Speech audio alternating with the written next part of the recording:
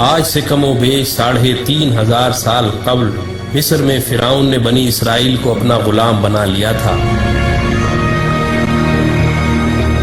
جب حضرت موسیٰ علیہ السلام بنی اسرائیل کو غلامی سے نجات دلوانے کے لیے مصر سے نکلے تو فرعون انتہائی تکبر سے بنی اسرائیل کے تعاقب میں اپنی عظیم فوج کے ساتھ روانہ ہوا، لیکن جب وہ ان کے قریب پہنچا تو اللہ کے حکم سے آسمانی آگ نے اس کا راستہ روک لیا۔ اس وقت حضرت موسیٰ علیہ السلام نے سمندر میں اپنا عصا مارا تو بحر قلزم 2 حصوں میں تقسیم ہو گیا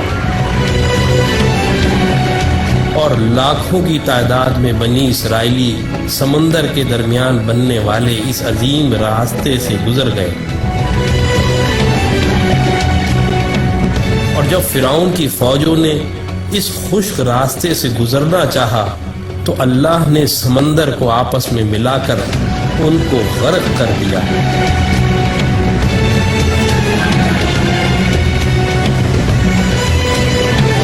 یہودیوں اور عیسائیوں کے عقیدے کے مطابق فرعون کی تمام فوج تو غرق ہو گئی تھی،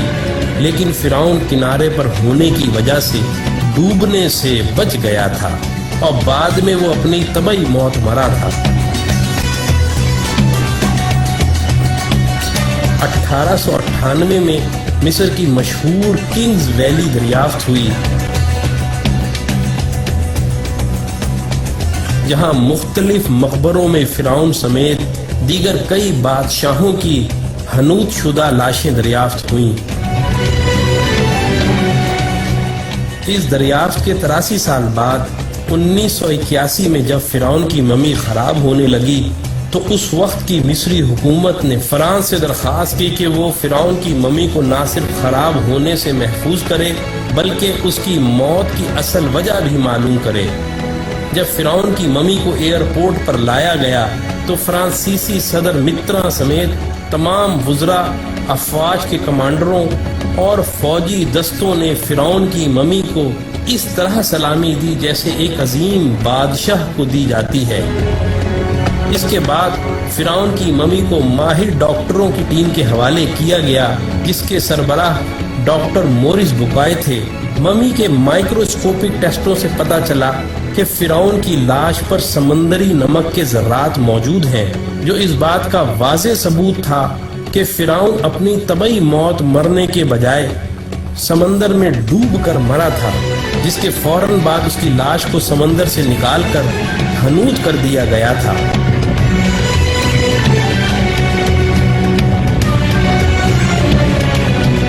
جب ڈاکٹر مورس بکائے آخری رپورٹ مرتب کر رہے تھے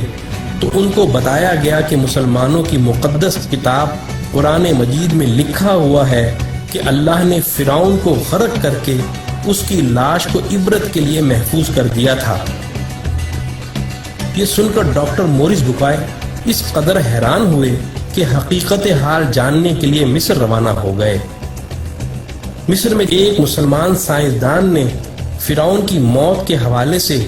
قرآن کی درج ذیل آیات ان کو پڑھ کر سنائی، اور ہم نے بنی اسرائیل کو سمندر پار کر دیا تو فرعون اور اس کے لشکر نے سرکشی اور تعدی سے ان کا تعاقب کیا، یہاں تک کہ جب وہ سمندر میں ڈوبنے لگا تو کہنے لگا کہ میں اس خدا پر ایمان لاتا ہوں جس پر بنی اسرائیل ایمان لائے ہیں۔ اللہ نے فرمایا تو اب ایمان لاتا ہے حالانکہ تو پہلے نافرمانی کرتا رہا اور مفسد بنا رہا، تو آج ہم تیرے بدن کو سمندر سے نکال کر محفوظ کر لیں گے تاکہ تو بعد کے لوگوں کے لیے عبرت بن جائے۔ ان آیات کو سن کر انتہائی حیرت کے عالم میں ڈاکٹر مورس بکائے کہنے لگے قرآن کا نزول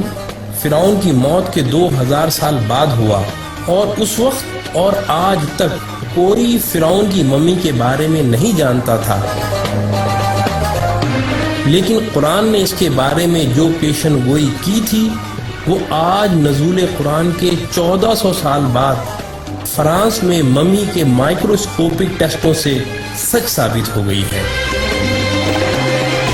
تو بھائیو، ایسا قرآن کسی انسان کا کلام تو ہو ہی نہیں سکتا۔ یقیناً یہ اللہ کا کلام ہے۔ یہ کہہ کر انہوں نے بھرے مجمع میں کلمہ پڑھ کر اپنے مسلمان ہونے کا اعلان کیا۔ یہی وہ ڈاکٹر مورس بکائے ہیں جن کی مشہور زمانہ کتاب قرآن، بائبل اور سائنس نے آج پوری دنیا میں تہلکہ مچایا ہوا ہے۔